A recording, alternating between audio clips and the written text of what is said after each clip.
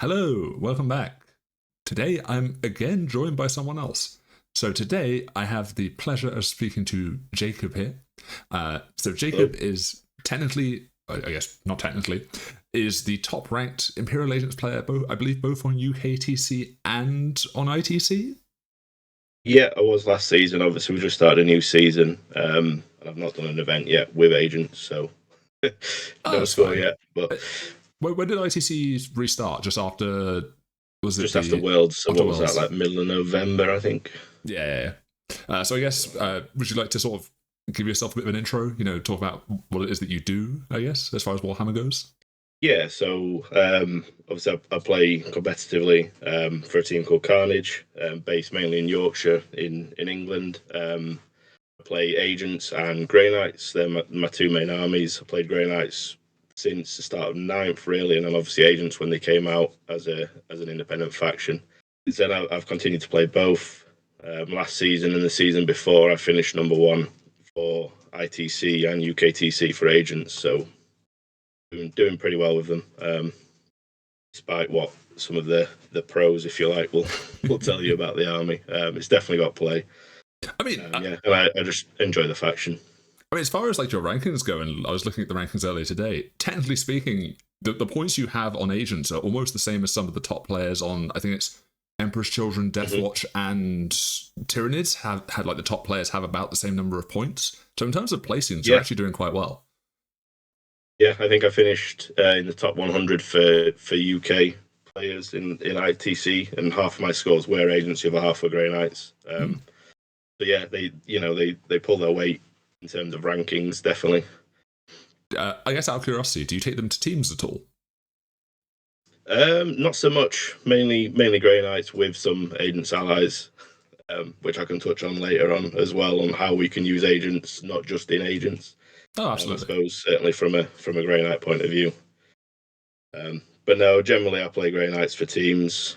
We've got a team event coming up. It's the next ITT at the end of January. I'll be running Grey Knights with that with some agents allies.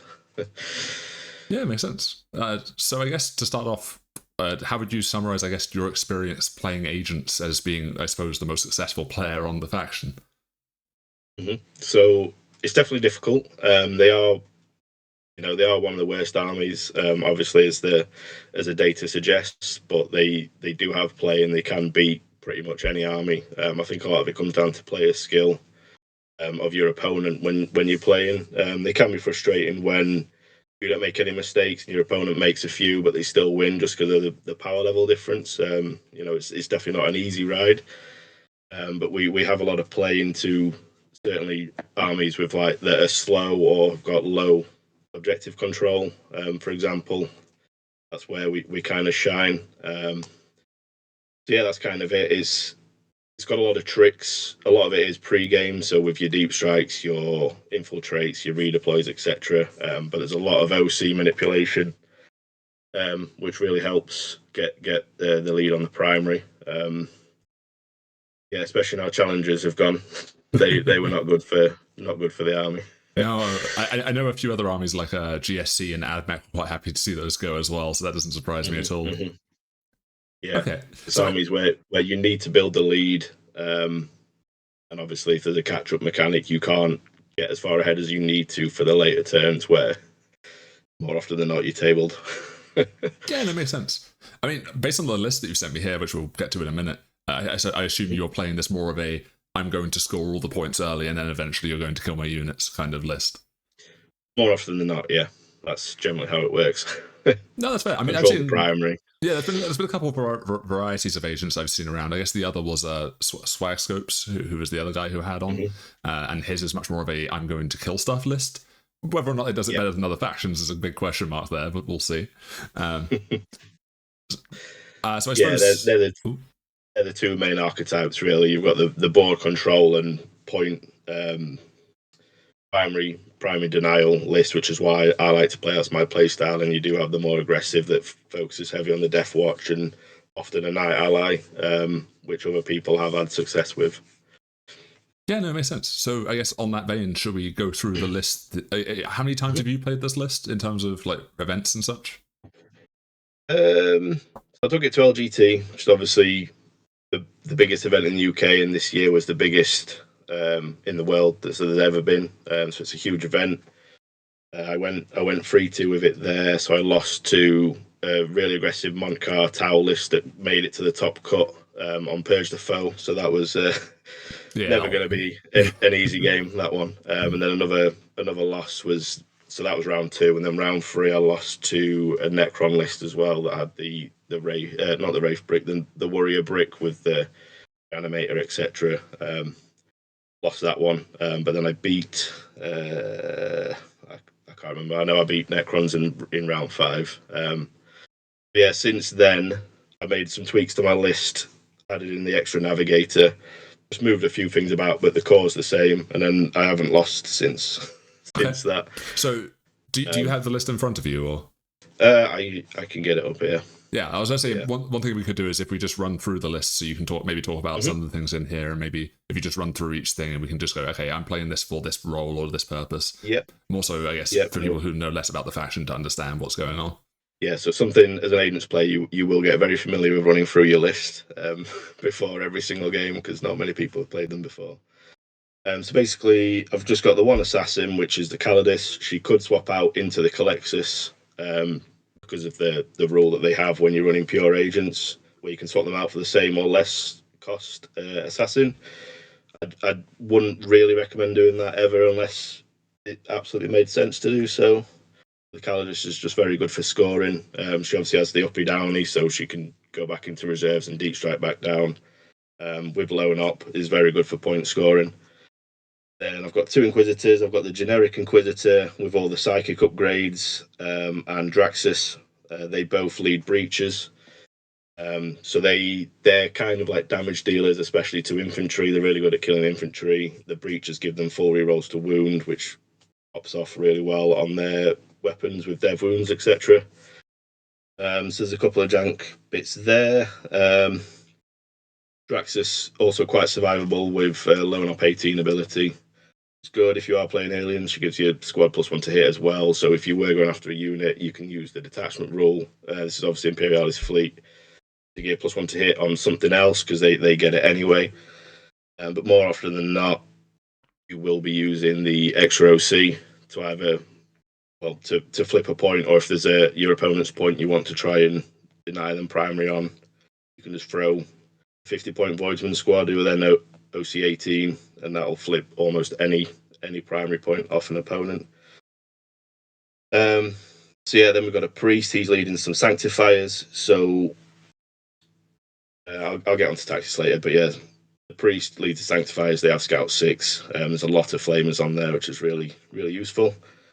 2 navigators, so they screen out 12-inch. They're also really good at forcing battle shocks, which turns off blood surges. So stuff like World Eaters, the now Victrix Guard, things like that are quite aggressive with how they'll play.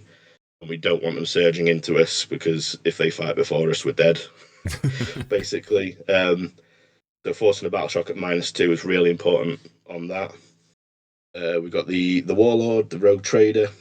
So this is, if we talk later on allies, this is one of the units I really recommend to take as allies, especially as Grey Knights.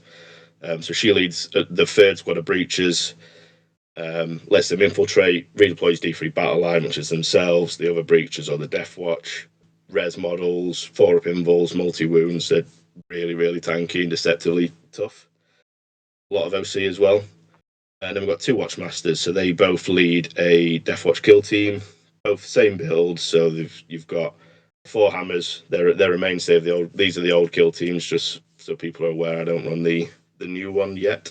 So we've got 2 shields with power weapons, 2 frag cannons, black shield blades. The sergeant has got the xenophage blade and shield, and then 4 thunder hammers as well. So they're really good at punching up. They're the main damage dealers of the army, certainly to heavy armor or elite infantry. So they, with the Watchmasters, can advance, shoot and charge, fall back, shoot and charge. So really fast, really flexible. The Watchmaster also reduces a strat CP. I'll get onto strats later, but that's really important as well. And they reroll hits of 1, 4 rerolls if you're fighting an alien or a Xenos. So again, that's where the damage comes from. mainly. So we've got the 3 breaches as well that I mentioned. So you go with the 2 Inquisitors and the Rogue Trader. We've got a Rhino, which is for one of the Death Watch mainly. Sometimes you can put Sanctifiers in there to scout it up as a staging point. We've got an Immolator with a Sister Battle Squad. So the Immolator splits the squad into 2 5-man squads. High OC, sticky objectives, some extra melters in there. So again, a bit of anti-tank. My Immolator has killed far more than it should have. Really useful bit of tech. 2 Subductor squads. So with the 4-up invols and 3-up armor, they're really hard to shift. Really useful, especially for the points of 85. They're a really good target. And then we've got 2 Voidsman squads. Again, 50 points, action monkeys, flip points, die, little sacrificial boys. So yeah, we've got the 3 enhancements: 1 to give 3 Voidfarer units deep strike, 1 to give 3 infantry units infiltrate, and 1 the Fleet Master on the Rogue Trader, which just lets her do 3 strats for free once per battle round. It's pretty good. So that's the list. There's a lot of OC in the list, a lot of flexibility, I suppose, and then the tricks with the deep strike and the infiltrate. We had the big change, I think it was 2 data slates ago now, maybe 3, where the enhancements now affect the characters that join them as well. So whereas before, if you wanted to infiltrate a Death Watch squad with a Watchmaster, it would take up 2 of your 3 slots. It's now just 1, which was actually a really big change. I know we only got it because Foul & Sons came out, but it was still a buff for it. The one buff they got is because of another army, but we'll take it. Yeah, we'll take it, absolutely. So that's the list. In terms of the enhancements, obviously you pick 3 at the start of every game. For the combat landers, so the deep strike one, that's a lot easier to talk about because it's always the same. So it's always Draxus and her breaches. It's always the Inquisitor and her breaches, and then either a Voidsman squad or a Navigator. And that depends on whether the Navigator is going to be really important with the battle shock. So if you're playing, like I mentioned before, armies that Blood Surge or key units that need the strats, I would always put one of the Navigators in deep strike just so you can drop it in where it needs to be to get that ability off, because it's only 12-inch range. You can advance or fall back, etc., and do it, so you are fairly flexible with it.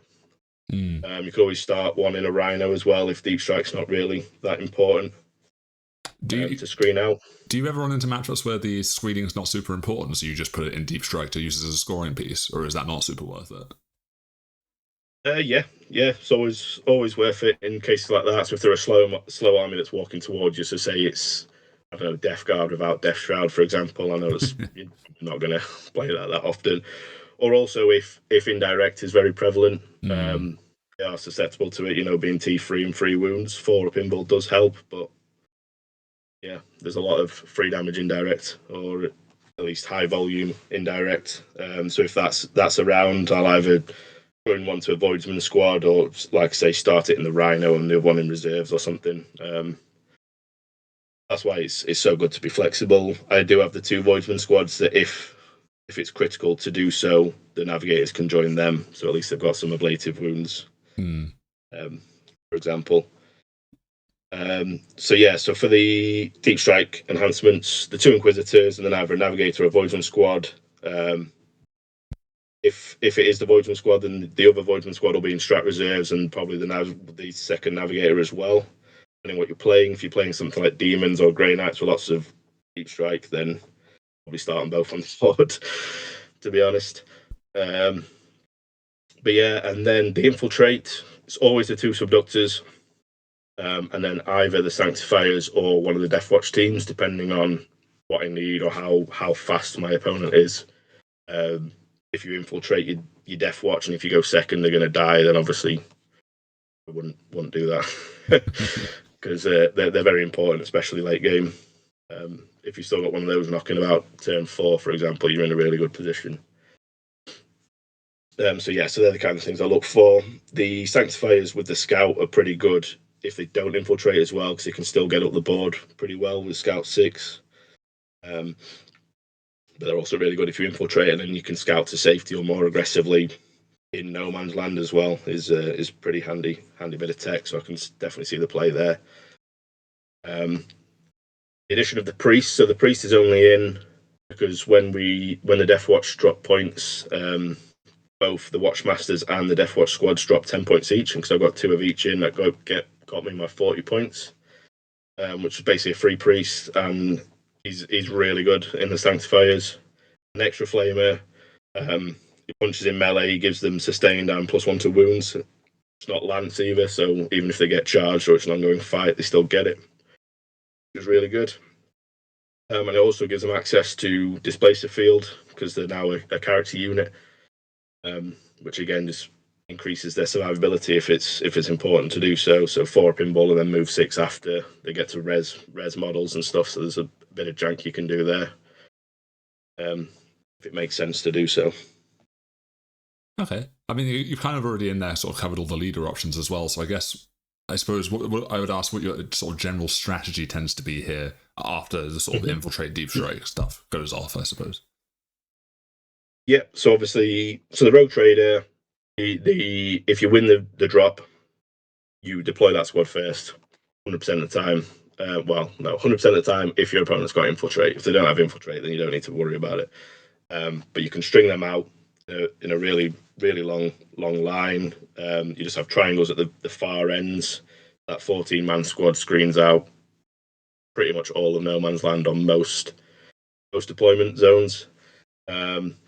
Then your subductors, depending on your opponent, if they want to get out fast and attack you, so say they're Montcar, they're World Eaters, something like that, whether it's a melee focused rush army or a shooting rush army, we've got a lot of those at the moment in UKTC, which is a shame, but it is what it is. Then they use the subductors to just block that as sacrificial, so they'll put them in jail basically. Create a line of bodies that they're going to die, but they stop the alpha strike. If they're not an army like that, you can deploy them more safely, but in no man's land, so either on or near objectives. You've got to be careful if they're on an objective, because obviously they give up overwhelming force, but they could also stop something like cleanse, for example, or if you're playing terraform, they stop a terraform. So depending on matchup and how brave you're feeling, you might start them on a point. I do sometimes. It's got to be careful. Obviously, if you give up overwhelming force, then so be it. It happens. So they're the subductors. And normally I've tried to keep one on the left, one on the right. Just so you've got the pressure on both places, basically. If you do go first, they can go and get engaged, maybe behind if you get a charge off, etc., stuff like that. So they're the other infiltrators. And the last one, so depending if it's the Watchmaster or the Sanctifiers, Watchmaster, I would deploy somewhere safe in no man's land where they can threaten quite a large area. They can be one of your redeploys. Obviously, your first one's always going to be on your rogue trader, because if you don't redeploy it and you only if you roll a D3 and you get a 1, you need to use it on that, otherwise they just die. But if you do get a 3+, so you can redeploy two or more units, you can obviously flip the side that they're on to look for holes in your opponent's lines, etc. Same with Sanctifiers, probably can't redeploy, but generally they'll stage somewhere central so they can scout one of the sides if they need to. So that's what I do for the infiltrators. A lot of it, you've got the flexibility of being able to pick the units that you want to infiltrate, and then obviously see how your opponent deploys. Once you've got your rogue trader out, if you screened off no man's land, leave all the other infiltrators until as late as you can, so you've got as much information on how your opponent's deployed, to see where the early threats are, where the gaps are, etc., things you can exploit. Other than that, so I stage one Rhino fairly central where it's safe, so the Death Watch in there can project quite far. You don't really want to be throwing them out early, but the threat of them there is often enough to stop your opponent also pushing out early, certainly having stuff on points that they don't want to lose. Trying to think what else we do. That's pretty much it in terms of deployment. The immolator, again, somewhere central where it can threaten opponents' armor or throw sisters onto a point. If the secondaries dictate that's what you need to do. Being able to sticky other objectives early is good, especially if indirect's about. Doesn't really matter against melee, because if they've killed you off it, they've took it anyway. But if they shoot you off it, at least you still have the point. Yeah. And then obviously we have Navigator, the other 5 sisters, and the Kaladesh generally all deploy on my home point somewhere safe, so they can sticky it, screen it, and then Kaladesh, so she's safe, because you need her for scoring, especially late game. That's it generally for deployment. I don't think I've missed anybody. When you redeploy the Rogue Trader, I still tend to keep them in no man's land, but on my expansion normally. So where I want to be with the 24 OC that can be 38 is just so hard to shift for your opponents. Yeah, I think that's everyone. And then obviously the Voidsmen are in reserves, the second Navigator is normally in reserves, and the 2 Breacher squads with the Inquisitors are in reserves. Need to come on. Yeah, makes sense. Oh, cool. I mean, it sounds like you've been fairly successful with this list so far. I mean, the 3-2 LGT is pretty good, and then you say you've been undefeated since then, so... Yeah. I'm sure okay. I'm sure your team's probably sick of you trying to play them. Yeah. So looking at my stats on Tabletop Battles app, I'm currently on a 6-win streak, which is nice. There was quite a large RTT league that had like 128 players or something that I did win that, which was nice. It was good for the score. But that's included in that. Okay, yeah, so I guess doing well. So you had that. You had LGT. Was there any other events worth talking about that you remember? Not really. So when Challenger cards first came out, it was when the Knights went crazy, where Chaos Knights were coming out, so they dropped all the points for all the Knights. So the Imperial Knights as well went down, and they were everywhere. That was a really rough event. UKTC had just had new maps as well, which were just absolute shooting galleries. So that was brutal. We went off to a good start where I beat Votan round 1, but then lost every other game after that. So that was pretty rough. That was like last summer, I think. They're the ones that stand out to me. No, that's all right. But don't worry, UKTC have added the square. They'll save us. Yeah. Yes.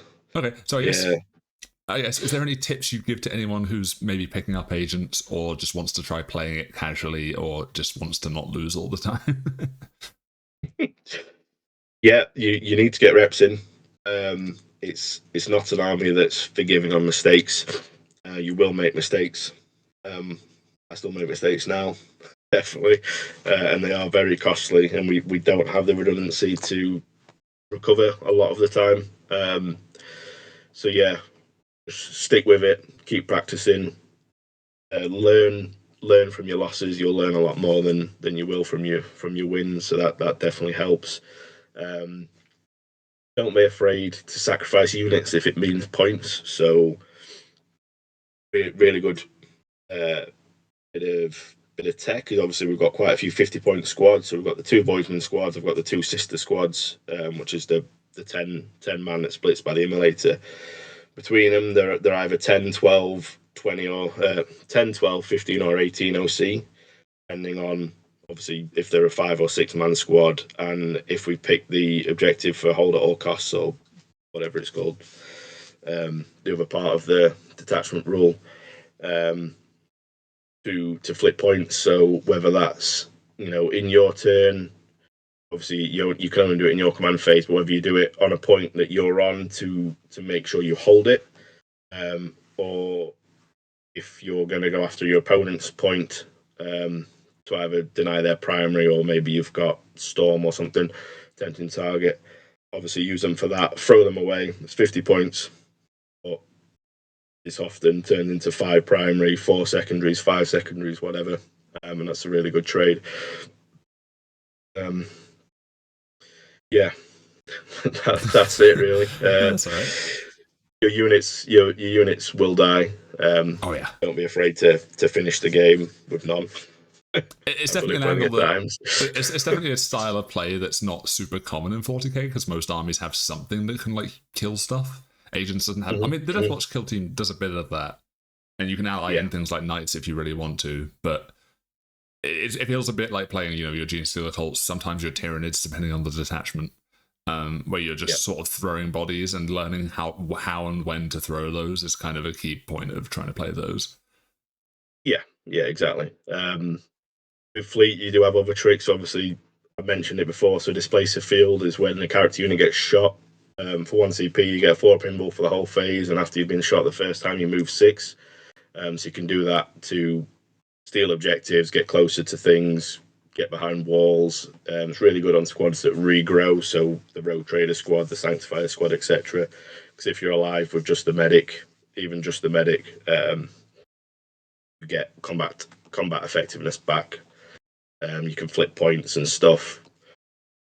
One bit of tech I do really like doing is having the Rogue Trader squad in the middle. So say 2 guys on the point out in the open, the rest are behind a wall. They get shot, those 2 guys die. You might lose some more, but you generally don't lose all 14 in one shooting activation.